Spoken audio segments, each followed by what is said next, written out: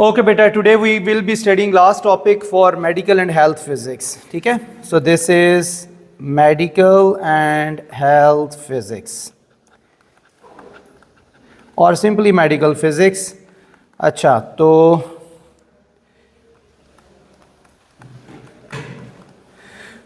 we have to study PET scanning. PET scanning was introduced in the syllabus most recently when the syllabus was changed in 2022 na. So this topic was introduced then. PET scanning. PET mean positron emission tomography scan. ठीक है? P for positron, E for emission, T for tomography. So positron emission tomography scan.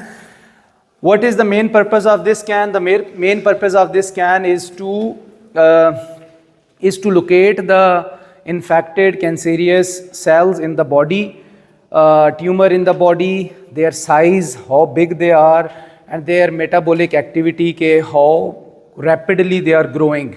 ठीक है? So PET scanning is a standalone medical technique which also tells us the present metabolic activity of the infected cells. ठीक है? Which is most important thing in detection of the cancer stages के in how much time it will expand. ठीक है? कितने time में ये grow होगा, कितने टाइम में इंक्रीज होगा. बाकी जो जितनी भी टेक्निक्स है ना, वी कैन ओनली टेल के cancer is here and this is the size. Okay, that's it. Other techniques can not tell about the metabolic activity, the rate of expansion of that infected area और cancer, but this will tell us. ठीक है? So this is very significant. This is like the most advanced detection system for the human body. And then the next thing is, if you look at the machine of this, the machine looks pretty much similar to MRI and CT scan as well. ठीक है? So the main important thing is that circular tube over there in which the patient's head is over there. Let's say the patient is there for the brain scan. You can see in the brain different color images. Let's say yellow, green, blue and red are there. ठीक है? अब ये जो red होते हैं, red means the infected area, और ये जो red है ये PET scanning के थ्रू हमें हाईलाइट हो जाता है कि भाई कौन कौन से एरियाज़ हैं जहाँ पे कैंसर डेवलप हो रहा है और वो कितना डेवलप हो रहा है और उसकी स्पीड क्या है. राइट? ओके अब्दुल्ला, क्या पूछना है आपने? हाँ जी, हाँ जी. Positron is like you know कि इलेक्ट्रॉन जो है वो उसकी मास ज़ीरो होती है, निग्लिजिबल, चार्ज -1 होता है. पॉजिट्रॉन इसका एंटी मैटर होता है जिसका मास स्टिल ज़ीरो लेकिन उसका चार्ज +1 होता है. ठीक है? तो इसको क्या कहते हैं? पॉजिट्रॉन कहते हैं. और ये you can say this is similar to beta positive particle. Positron भी कह सकते हैं या इसको हम बीटा पॉजिटिव पार्टिकल भी कह सकते हैं. अच्छा, हाँ, स्पिन उल्टी है, बिल्कुल. स्पिन क्वांटम नंबर उल्टा होता है इसका, बाकी मैथ्स वगैरह जो है वो सेम है. अच्छा, अब देखो इसकी टेक्निक में अगर आपको क्विकली बता दूं और फिर हम इसमें से गो थ्रू कर लें, तो सबसे पहले क्या होता है कि पेशेंट के बॉडी में एक लिक्विड जो है वो इंजेक्ट किया जाता है उसके ब्लड के अंदर. राइट? और वो जो लिक्विड होता है वो लेट्स से ग्लूकोज होता है, नॉर्मल सेलाइन वाटर या ग्लूकोज वाटर. उस ग्लूकोज के अंदर एक रेडियो एक्टिव ट्रेसर जो है वो ऐड किया जाता है. Radio active tracer that is artificially designed like a radio isotope. Let's say fluorine. तो फ्लोरीन, रेडियो एक्टिव फ्लोरीन जो होती है उसको साइक्लोट्रॉनिक मशीन है उसके अंदर डाल के फ्लोरीन को रेडियो एक्टिव फ्लोरीन बनाया जाता है. उसको अनस्टेबल किया जाता है by bombarding lot of photons और अदर पार्टिकल्स ऑन इट, जिसकी वजह से वो टेम्परेरली फ्लोरीन जो है वो रेडियो एक्टिव हो जाता है. It become radio isotope with a very short half life. Then what they do is they pair up fluorine with glucose. ठीक है? अब उससे एक जो है वो एक ट्रेसर बन जाता है. अब जो ग्लूकोज होता है, ग्लूकोज का मॉलिक्यूल फ्लोरीन को उठा लेता है और उठा के वो आगे बॉडी के अंदर वो लेके जाता है. Okay, when this glucose paired with fluorine is injected inside the blood, तो of course blood goes to heart and heart pumps it in the whole body. तो ब्लड जो है वो पूरे बॉडी के अंदर जाता है. जब पूरे बॉडी के अंदर जाता है तो जहाँ बॉडी सेल्स जो होते हैं ना, यू नो, उनका जो सबसे फेवरेट फूड होता है वो ग्लूकोज होता है. तो जहाँ जहाँ जो है वो ग्लूकोज जा रहा होता है ब्लड के अंदर शामिल होके all the cells are going to absorb them. Okay, so when the cells are going to absorb them, तो उससे क्या होगा? One more thing, all the cells will absorb, but the cancerous or infected cell will absorb the glucose in greater amount because inside the body, normal cell, cancer cell. Cancer cells are affected cells, their metabolic activity are very high, and normal cells metabolic activity are too low. That's why cancer cells will absorb the glucose in greater amounts, right? When they will absorb glucose in greater amounts, so fluorine, radioactive tracer fluorine is paired with glucose molecule, so it means they will absorb more fluorine tracer radioactive nuclei.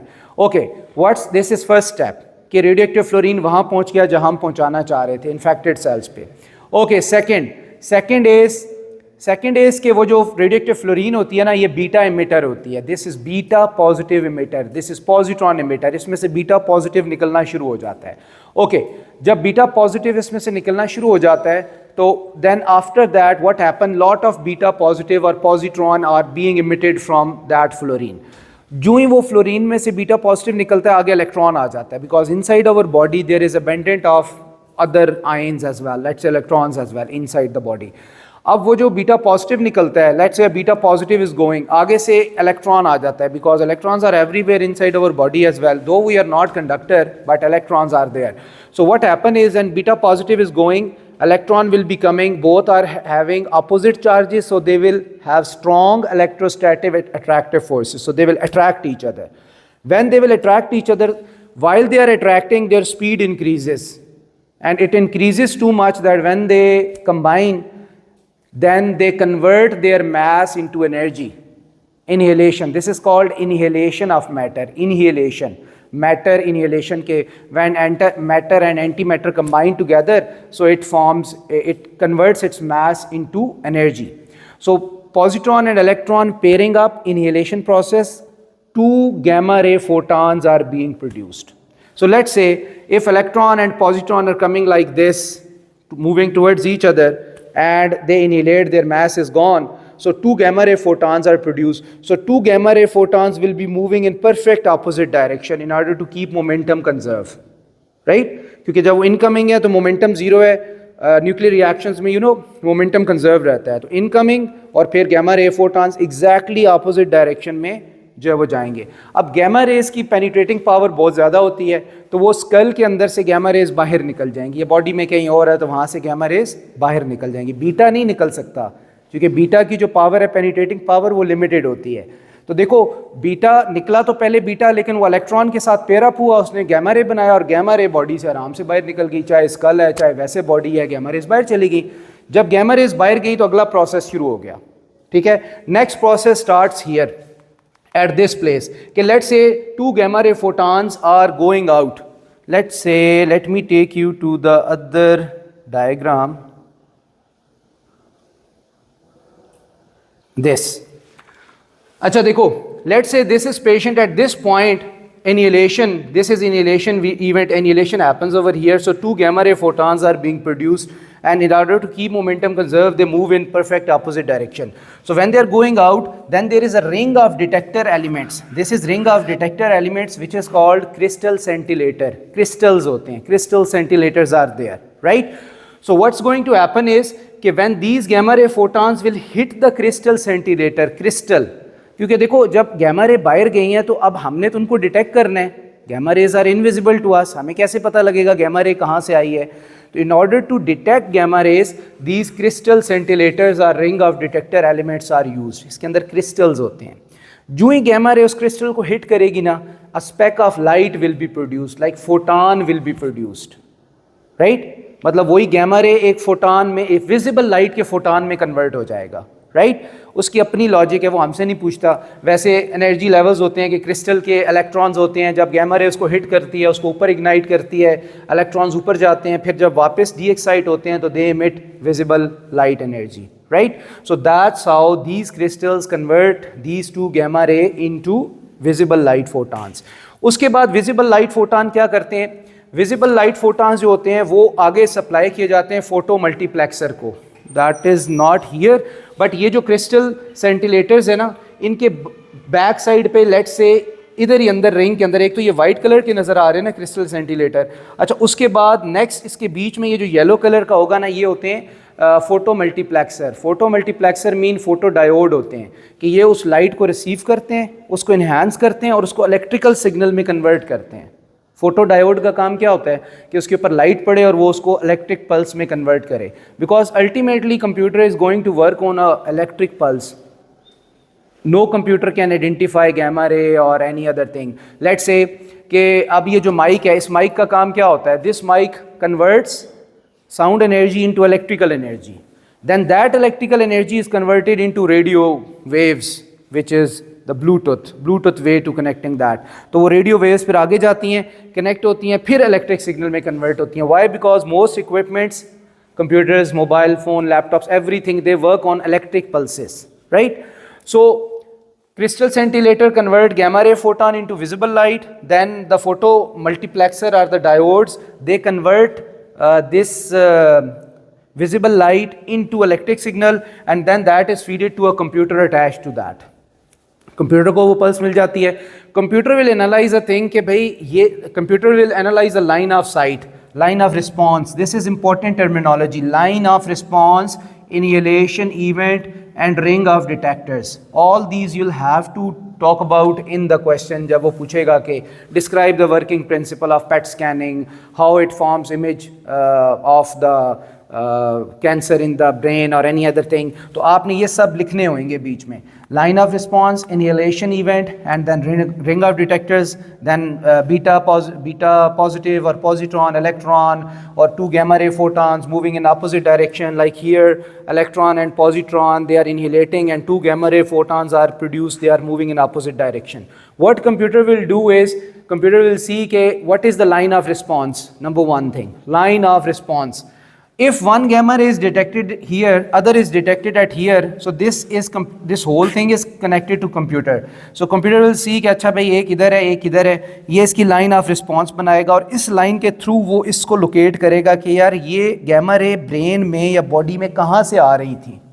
Although this is very complex process, इस तरह बताना तो बहुत आसान है, लेकिन जाहिर है ये हाई लेवल फिजिक्स या हाई लेवल इंजीनियरिंग है, पेट स्कैनिंग जो मशीन है. लेकिन हमने तो सरफेस व्यू पढ़ना है, तो वी जस्ट लुकिंग एट के कंप्यूटर देखेगा कि यार लाइन ऑफ रिस्पांस क्या है, मतलब गैमा रे कहाँ कहाँ आके हिट किया था, उन दोनों को वापस कनेक्ट करेगा और वहाँ से ओरिजिन निकाल लेगा कि असल में ये गैमा रेस इस जगह से आ रही हैं. और फिर जितनी जितनी गैमा रेस और भी आ रही होंगी सबको ट्रेस बैक करेगा लाइन ऑफ रिस्पांस को देख के, और उससे उसको पता लगेगा कि किस बॉडी के किस हिस्से से ये गैमा रेज आ रही हैं. इस तरह वो उसका इमेज बनाना शुरू कर देगा. जिस तरह लेट से हमने पढ़ा था उसमें अल्ट्रासाउंड में कि अल्ट्रासाउंड गई और वापस आई, जब वापस आई तो उनकी इंटेंसिटी से पता लगा कि जो सरफेस है जिसने उसको रिफ्लेक्ट किया है उसकी नेचर क्या है, क्या वो हार्ड है, सॉफ्ट है, या क्या चीज़ है.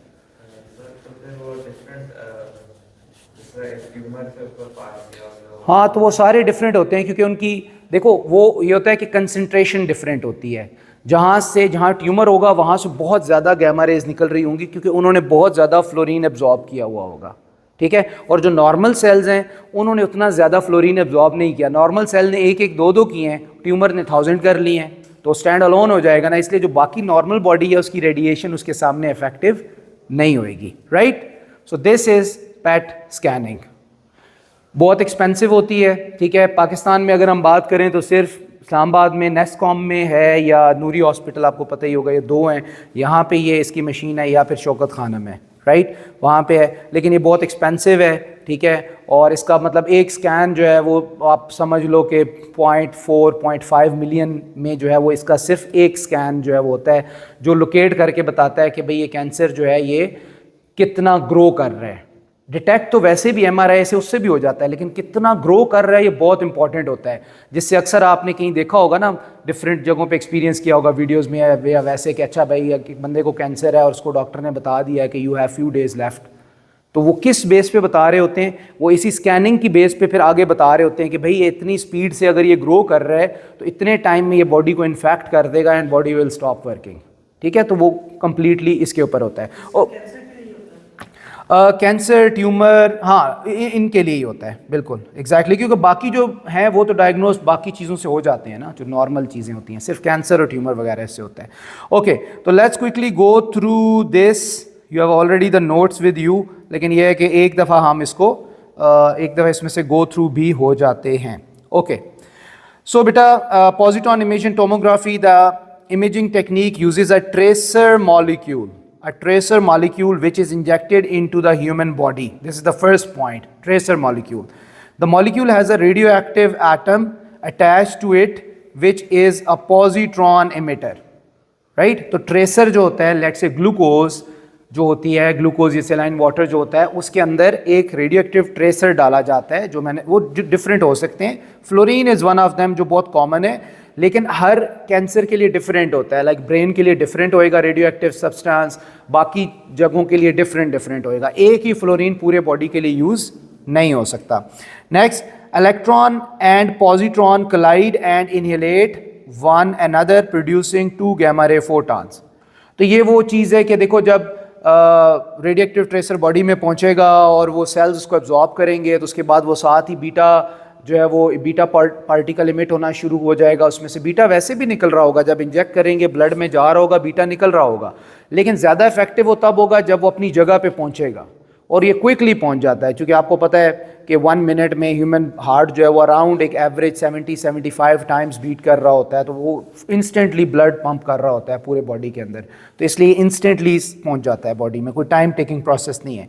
This technique is use to locate cancer, tumour and to observe brain and heart functioning as well. ठीक है, जो आप पूछ रहे थे कि कुछ और भी हो सकता है, तो ब्रेन एंड हार्ट फंक्शनिंग भी इससे जो है वो मालूम की जा सकती है. ओके, लेकिन हम जो यूज़ करते हैं यहाँ पे वो मेनली ये है कि हम उसको कैंसर सेल्स की डिटेक्शन के लिए यूज़ करेंगे, हमारे सिलेबस में यही है. अच्छा, ट्रेसर मॉलिक्यूल क्या होता है, little introduction about it. Tracer molecule जो है ये प्रोटीन का या शुगर का या कोई हार्मोन होता है which has a radioactive positron emitter attach to it. मतलब देयर आर 2 थिंग्स, एक तो प्रोटीन का मॉलिक्यूल हो सकता है या कोई शुगर ग्लूकोज हो सकता है, कोई और हार्मोन हो सकता है लिक्विड फॉर्म में, और उसके अंदर एक रेडियोएक्टिव ट्रेसर और हमने इंजेक्ट करना है. तो 2 चीज़ें होती हैं basically. The radioactive atom is produced prior to scan in a machine called cyclotron. Cyclotron जो होती है उसके अंदर रेडियो आइसोटोप्स बनाए जाते हैं. photons are smashed into the nuclei to make them a positron emitter. Like this is just a slight introduction के how radioisotopes are being produced. Natural तो we don't have to produce them, वो तो natural होते हैं, लेकिन उनकी half life बहुत long होती है, इसलिए it is not advisable to use them for human body diagnosis. तो हमें वो यूज़ करने होते हैं which are having very shorter half life, ताकि वो जल्दी से बॉडी में हो और बस फिर ख़त्म भी हो जाए, उनका इफेक्ट ख़त्म हो जाए. तो दैट्स वाई आर्टिफिशियली हमें खुद ये प्रोड्यूस करने पड़ते हैं साइक्लोट्रॉन के अंदर. अच्छा बेटा, जो शुगर मॉलिक्यूल जो होता है उसको फ्लोरोडिऑक्सी ग्लूकोज कहते हैं. फ्लोरीन के साथ जब वो पेयर्ड होता है ना, तो फ्लोरीन के साथ पेयर्ड हो के वो फ्लोरोडिऑक्सी ग्लूकोज बन जाता है. फ्लोरोफ्लोरीन की वजह से कहा गया है. ठीक है, ओके. उसके बाद कोई और हार्मोन भी हो सकता है और कोई प्रोटीन मॉलिक्यूल भी हो सकता है. द ट्रेसर मॉलिक्यूल इज क्योंकि ये तीनों जो है ना, these are the favourite food of our cells in the body. तो हमें वो चीज़ लेके जानी है बॉडी के अंदर जो बॉडी के मॉलिक्यूल्स का फूड है, ताकि वो उसको एब्जॉर्ब करें. Okay, the tracer molecule is injected into the human body and gets absorbed at the destination in greater concentration. क्यों? क्योंकि वहाँ पे डेस्टिनेशन पे जो मेटाबॉलिक एक्टिविटी है वो क्या होती है, टू हाई होती है. दैट्स वाई वो ज़्यादा अमाउंट में वहाँ पे एब्जॉर्ब होता है. ओके, हाँ, उसके लिए फिर वो चेंज हो जाते हैं ना, वो जो ट्रेसर मॉलिक्यूल्स हैं वो चेंज हो जाते हैं. जैसे मैंने पहले कहा कि आप इसके लिए फ्लोरीन हम यूज़ कर रहे हैं, लेकिन हार्ट के लिए और वैसे नॉर्मल फंक्शनिंग के लिए हमें फिर वो रेडियोएक्टिव सब्सटेंस चेंज करना पड़ता है. क्योंकि बॉडी के अंदर देखो ना, अब हम कहते हैं कि हमारे बॉडी में जितने भी ऑर्गन्स या सेल्स उनको डिफरेंट फूड रिक्वायर होता है. आप जैसे देख लो कि मतलब एक मशीन है, तो उस मशीन के डिफरेंट पार्ट्स को डिफरेंट अमाउंट में एनर्जी चाहिए होती है. कुछ को कम चाहिए होती है, कुछ को ज़्यादा चाहिए होती है. जिस तरह कार के अंदर इंजन जो होता है उसको सबसे ज़्यादा एनर्जी चाहिए होती है. दैट्स वाई कंबस्शन का प्रोसेस इंजन के अंदर हो रहा होता है. बाकी जो उसके पार्ट्स होते हैं, इलेक्ट्रॉनिक्स पार्ट, ये बाकी चीज़ें, उनको उतनी ज़्यादा एनर्जी नहीं चाहिए होती है. इसलिए साथ जनरेटर लगा होता है, वो जनरेटर थोड़ा थोड़ा करंट प्रोड्यूस करके बाकी पार्ट्स को दे रहा होता है. इसी तरह ह्यूमन बॉडी भी होता है कि हर पार्ट को डिफरेंट इंग्रेडिएंट की ज़रूरत होती है, डिफरेंट फूड की ज़रूरत होती है. ओके, अब ड्यूरिंग पेट स्कैन क्या होगा? Let's say the tracer is already injected in the body, it is over there. अब what is going to happen during the PET scan and when the tracer molecule reaches at the destination? So tracer molecule which is absorbed at the location emits positron. First step, beta positive particle emit करेगा. Positron collide with electrons and annihilate one another. ठीक है, वो आपस में electron और positron आपस में annihilate करेंगे. Right. Next, annihilation is when matter collide with antimatter and the mass is converted into energy. This is called annihilation process. Two processes होते हैं बेटा, एक annihilation होता है, एक हाँ annihilation. या क्यों? Okay, okay, right. Okay, so inhalation or next thing is pair production. These two are the opposite processes. Pair production में क्या होता है? When two photons or one photon, one gamma ray photon convert itself into matter and antimatter, like electron and positron. So inhalation is the opposite process to that, in which matter and antimatter, particle, antiparticle, electron, positron combine together to make two gamma ray photons. Okay, so the thing is, electron and positron upon collision produces two photons of gamma ray radiations which has equal energy and are traveling in opposite direction. What does they mean by equal energy? Like, yeah, the gamma ray photons have equal intensity. Equal energy means ke, let's say electron and positron, they are pairing up, annihilating. So उनकी जो energy equivalent to mass है वो कितनी, हम E equal to mc square से निकालेंगे. Right. m क्या होगा? m is the mass. तो mass of electron and positron तो दोनों इक्वल हैं. इसका मतलब है कि what we will doing is कि E equal to mc square करेंगे. m जो है वो मास ऑफ इलेक्ट्रॉन, c 3 × 10⁸, उससे हमारे पास जूल्स में एक की एनर्जी आ जाएगी, rest mass energy of one particle. इसी तरह हम दूसरे की भी निकाल लेंगे, वो उतनी होगी, दोनों की बराबर होएगी. क्यों बराबर क्यों होएगी? Because they have same mass. That's why उनकी एनर्जी बिल्कुल इक्वल होएगी. स्पीड तो ना स्पीड ऑफ लाइट के बराबर होगी और ना इक्वल होगी. हाँ, या वो तो कन्वर्जन का प्रोसेस होता है. देखो, ये नहीं होता कि जो मास इनहेलेट हो रही है उसकी स्पीड ऑफ लाइट होनी चाहिए, क्योंकि फार्मूला में सी आ रहा है. That doesn't mean, formula C doesn't mean कि भाई वो जब मूव कर रहे हो तो उनकी स्पीड ऑफ लाइट के बराबर होनी चाहिए. It's not like that. It's like कि वो जब जाहिर है उन्होंने एनर्जी में कन्वर्ट होना है, तो उस टाइम उनकी जो है वो स्पीड कितनी होनी है, जो एनर्जी बननी है, गैमा रे या कोई भी इलेक्ट्रोमैग्नेटिक रेडिएशन, उसकी स्पीड कितनी होएगी? 3 × 10⁸. तो that's why the C is there. वो उनकी स्पीड नहीं है, वो स्पीड ऑफ इमिटेड एनर्जी की स्पीड है.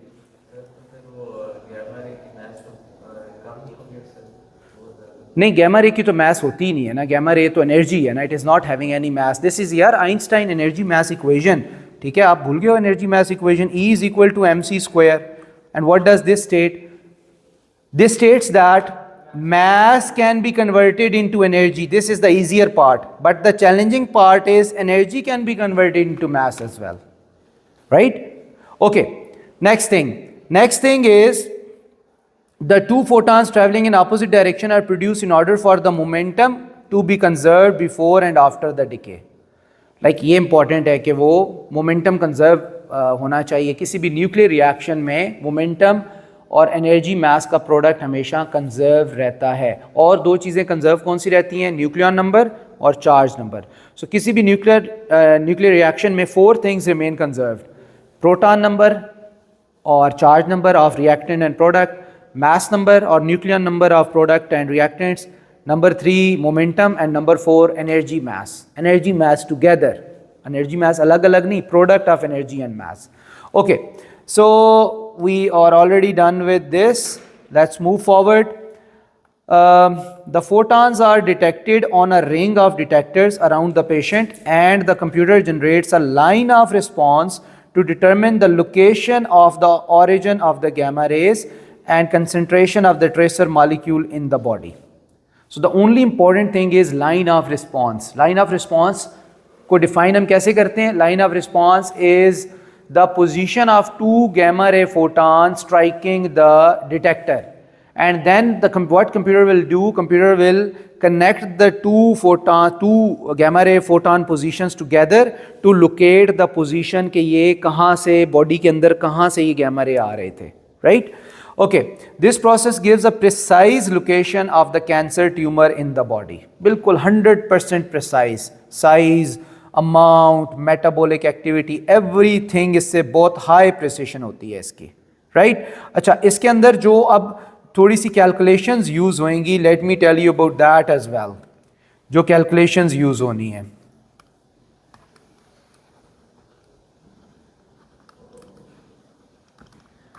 अच्छा बेटा, जो कैलकुलेशंस की हम बात करें तो first calculation will be E is equal to M C square, right. अब ये जो m है ना, अगर हम लेट्स से अगर हम बात करें इनहेलेशन की,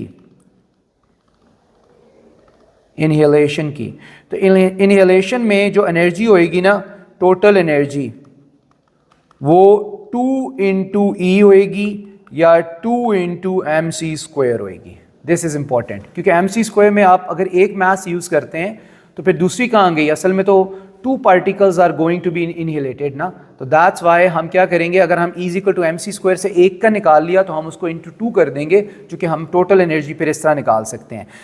वन मोर थिंग, इसको दोनों का ऐड करना चाहिए ना, इसका तो स्पीड भी मल्टीप्लाई बाय 2 होती है। नहीं क्यों, कैसे, देखो आप एनर्जी के इसको मल्टीप्लाई कर रहे हो, ये एक की मास और सी निकाल के आपने एनर्जी निकाली है, लेट्स से 10 आई है तो 10 इंटू 2 20 आ जाएगा। आप स्पीड से कहाँ कर रहे हो, आप तो उसके आंसर से मल्टीप्लाई कर रहे हो ना। देखो अगर आपने एक इलेक्ट्रॉन का निकाला है E M C square, electron की मास और सी साथ लगाया, आंसर आ गया जूल में, तो टोटल एनर्जी कितनी होएगी, 2 इंटू दैट कर लोगे, क्योंकि आप कहोगे अगर इलेक्ट्रॉन की इतनी है तो प्रोटॉन की, पॉजिट्रॉन की भी तो उतनी एनर्जी है।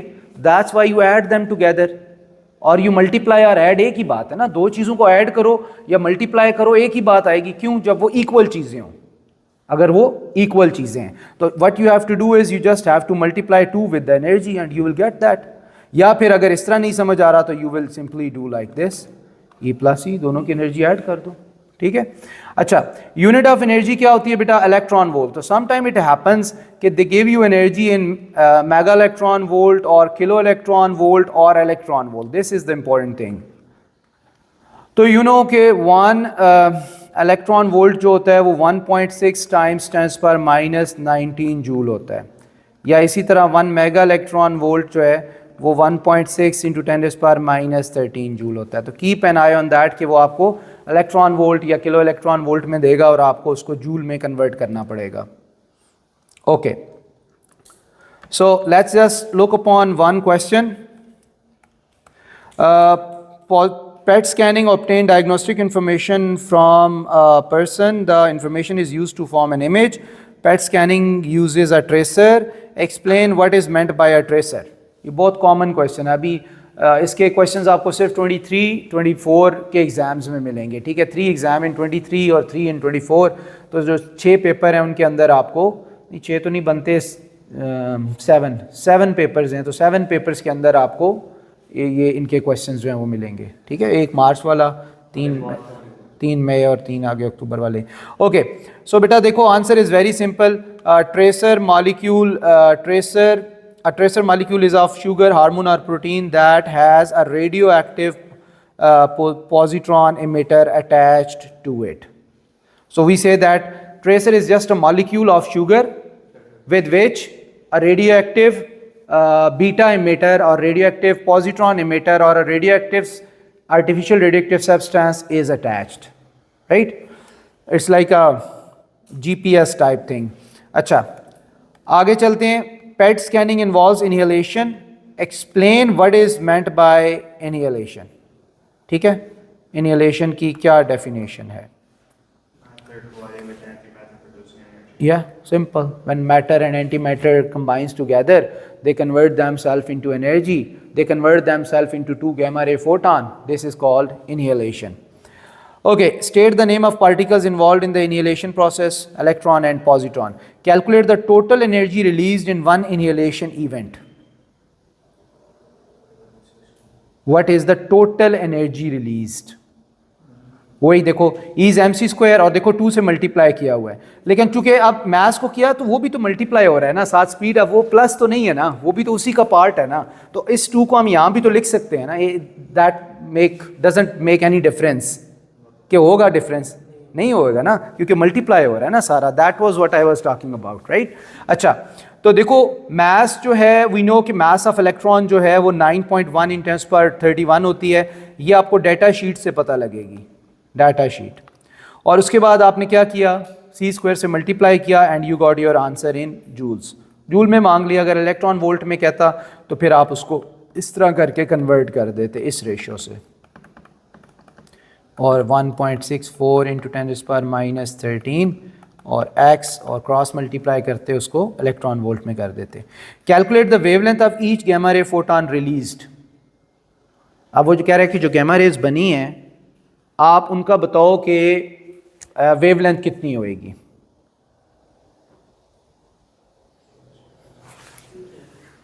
हाँ, E is equal to H F, frequency भी कह सकता है, या E is equal to H C by lambda. क्योंकि आपको वेवलेंथ निकालनी है, इसको आप स्वाइप कर लो तो आपके पास आंसर आ जाएगा। लेकिन आप देखो वो कह रहा है, अब ये important thing is each gamma ray, each एक की आपने निकालनी है, राइट। तो that's why what you going to do is कि ये तो टोटल एनर्जी थी ना, आप उस एनर्जी को डिवाइड बाय 2 कर लोगे, क्योंकि आपको एक गैमा रे फोटॉन, ये टोटल एनर्जी है जो दोनों गैमा रे फोटॉन्स की है। तो हम इसमें E is equal to H F में एक गैमा रे फोटॉन की एनर्जी हमने यूज करनी है। This is where you can do commit the mistake, क्योंकि आपने अभी ऊपर एनर्जी निकाली होगी, आप फौरन एनर्जी डालोगे और आप आंसर निकाल लोगे, लेकिन आपने दोनों की एनर्जी डाल दी। वो कह रहा है कि ईच की निकालो, कि एक की निकालो कितनी है। सो बस उसको डिवाइड करके बाकी वही चीज़ें, एच की वैल्यू, सी की वैल्यू डाली and you will get your answer. Okay, moving forward, explain how gamma ray photons are used to produce an image. This is let's say a longer response question जो कि usually medical physics में होता है। पहले x ray में होता है कि working principle behind the image formation using X ray, उसका भी 4-5 मार्क का होता है। फिर अल्ट्रासाउंड का भी इसी तरह आता है कि describe the working principle behind in image formation while using the ultrasounds in the human body. उस पर आपने पूरा लिखना होता है कि वो अल्ट्रासाउंड कैसे बॉडी में प्रोड्यूस होती हैं, वो नहीं लिखना, कैसे बॉडी के अंदर इंटर होती हैं, फिर बॉडी में कैसे ट्रैवल करती हैं, कहाँ से रिफ्लेक्ट होती हैं, रिफ्लेक्ट होकर वापस जाती हैं, डिटेक्टर डिटेक्ट करता है। फिर 2 चीज़ें देखता है, एक उसका टाइम देखता है कितने टाइम में वापस आ रही हैं, और दूसरा वो देखता है कि उसकी इंटेंसिटी कितनी वापस आ रही है। फिर उसको वो इलेक्ट्रिक सिग्नल में क्वार्ट्ज क्रिस्टल कन्वर्ट करता है और वो कंप्यूटर को देता है, और कंप्यूटर इन 2 चीज़ों को नोट करके उस रिफ्लेक्टिंग सरफेस का इमेज बना देता है। मतलब ये पिछले अल्ट्रासाउंड की वर्किंग इस तरह। इसी तरह अगर हमने इसका बताना है कि गैमा रे फोटॉन्स इमेज कैसे प्रोड्यूस करते हैं, so gamma photons, we have already done this, just read through it. Gamma photons emerge from the body traveling in opposite directions due to high penetration power. They are detected by radiation detectors around the patient. Computer uses detected photons to produce line of response and locate the source of photon in the body. Image of tracer concentration in the body is produced. Simple answer. कि अगर हम own words में कहें तो हम कहेंगे when the gamma ray photons are going out they were detected by the crystal scintillators are the detectors, and then आगे एक चीज़ इसमें नहीं लिखी हुई, आप लिख सकते हैं कि then those gamma ray photons are converted into visible photons or light ray photons, and that is given to the photo multiplexer or photodiode, which is not here, लेकिन वो आप लिख सकते हैं, ठीक है। अब फोटो मल्टीप्लेक्सर या फोटो डायोड को मिलता है, photo diode will convert that into electric energy, electric pulse, and then feed it to the computer, and then computer will locate by looking at the line of response, computer will locate the position from where the gamma ray photons are being emitted, ठीक है। Okay okay, moving forward to next question. आधे question आपके इसी में हो जाएंगे, 3 question, 3 एक question मेरा ख्याल है इसके पीछे रह जाएंगे, ठीक है। And then smart people know कि हाउ टू डील दिस, कि अगर ये एग्जाम में आता है तो आपने बाकी 3 क्वेश्चन खाली करने हैं, एंड देन या ओके, हाँ बिल्कुल, कल से स्पेस, कल और परसों 2 दिन में स्पेस करेंगे। Positron emission tomography involves the detection of gamma ray radiation in order to identify the position of origin of positrons in body. Okay, positron are not naturally present in the body, ठीक है, but mobile phones are present naturally in the body, है ना, because everyone is looking at the mobile phone, ठीक है। This is very strange यार. This is, you know, this is one reason of our decline. Declining result, this is one major reason for that. है ना? You agree with it, है ना? Because when you are looking at the mobile phone तो ज़ाहिर है you are out of focus, आप नहीं देख रहे क्या हो रहा है, बस आराम से बैठ के देख रहे हो. So this is definitely going to affect your result, आप माने या ना माने, जो भी है. ठीक है, बाज़ औक़ात बंदा कहता है मैं बाद में पढ़ लूँगा, लेकिन बाद में पढ़ना कुछ नहीं होता. जो आप पूरे साल पढ़ रहे होते हो दैट मैटर्स एक्चुअली. जो एंड पे पढ़ रहे होते हो that doesn't matter at all. अगर कोई कहता है ना मैं 1 महीने में पढ़ लूँगा, हो ही नहीं सकता, इम्पॉसिबल है. पूरा साल जो पढ़ रहा है वो बिल्कुल रिलैक्स होगा कि ठीक है यार मैंने सारा पढ़ा हुआ है. वो और प्रैक्टिस करेगा, जब और प्रैक्टिस करेगा उसका ग्रेड और ऊपर चला जाएगा. लेकिन ज़्यादा लोगों को आखिर में ये फिक्र होगी ये चैप्टर नहीं हुआ, वो चैप्टर नहीं हुआ, ये नहीं आता, वो नहीं आता. जब इस सिचुएशन में होंगे तो ज़ाहिर है how you can perform good in your exam. क्यों भाई, वो देख लो ना अभी. Even I am talking about it but still he is holding the mobile and looking at the mobile. Time देख रहा था यार, ये क्या चीज़ है, टाइम देख रहा था. Okay, anyways, explain how positron come to present in body during PET scanning. अच्छा, वो कह रहे हैं कि बताओ भाई पॉजिट्रॉन बॉडी में तो होते नहीं हैं, कहाँ से आते हैं बॉडी में? तो अभी हमने यही डिस्कस किया कि जो बाहर से रेडियोएक्टिव ट्रेसर बॉडी में हम इंजेक्ट करते हैं, ठीक है, जो रेडियो आइसोटोप, वो पॉजिट्रॉन इमिटर होता है. ठीक है, वो जब बॉडी में जाता है और बॉडी के सेल्स उसको अब्जॉर्ब करते हैं तो वो पॉजिट्रॉन जो है वो इमिट करना शुरू करता है. A tracer molecule is injected into human body that has a radioactive atom attached which is a positron emitter. Explain how positron cause the emission of gamma ray photons from the body during PET scanning. How positron causes the emission. देखो वही बार बार वही चीज पूछ रहा है. हाँ जी, तो बार बार देखो, this is one good thing. अगर इसका क्वेश्चन आता है तो इसका मतलब है कि उसमें ज्यादा वैरायटी नहीं है, वो आपको कंटेन रखेगा एक ही इंफॉर्मेशन के ऊपर. क्यों? क्योंकि पेट स्कैनिंग का वर्किंग प्रिंसिपल तो एक ही है.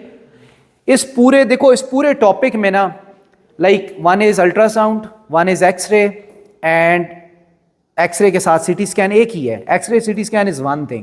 और तीसरा टॉपिक पेट स्कैनिंग है. सबसे इजी पेट स्कैनिंग है. अगर उसका क्वेश्चन आ जाता है तो ये एक ब्लेसिंग होएगी कि भाई इसका क्वेश्चन आ गया, because we know everything about it. Ultrasound में tricky thing is the calculation. When the ultrasound move from one medium to other medium, वो जब वो रिफ्लेक्ट बैक होती हैं, I is I naught e power minus mu x, और वो alpha intensity reflection coefficient और वो इक्वेशंस, वो माइंड में रखनी है, वो चैलेंज करती है हमेशा. इसी तरह एक्सरे में भी चैलेंजिंग न्यूमेरिकल्स होते हैं. Second thing is descriptive. Descriptive is never challenging. Like ultrasound produce कैसे होती हैं, ट्रैवल कैसे करती हैं, एक्सरे प्रोड्यूस कैसे होती हैं, ट्रैवल कैसे करती हैं, शार्पनेस क्या होती है, उसके बाद कंट्रास्ट क्या होता है, सॉफ्ट एक्सरे हार्ड एक्सरे क्या होती है, इट्स ईजी.